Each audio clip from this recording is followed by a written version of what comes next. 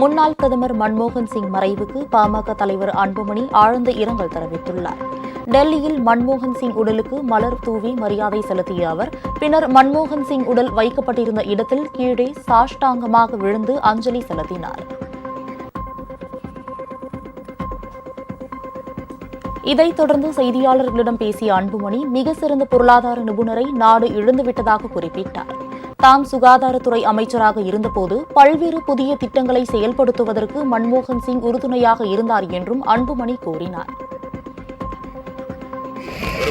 சந்தேகம், மிக எளிமையானவர், நேர்மையானவர். நாடு நாடு நாடு நாடுன்னு இன்னைக்கு உழைக்கின்ற வர்க்கம், அடித்தள வர்க்கம் இன்னைக்கு முன்னேறியதற்கு காரணமே அவருடைய பொருளாதார கொள்கைகள் தான். 91 தொடர்ந்து 91 முன்பாவே RBI கவர்னராக இருந்திருக்காரு, பிளானிங் கமிஷன் டெபுட்டி சேர்மனாக இருந்திருக்கிறாரு, வேர்ல்ட் பேங்க்ல வேலை செஞ்சிருக்காரு, எல்லாமே இருந்து அதுக்கு பிறகுதான் நிதியமைச்சராக வந்திருக்கிறார்.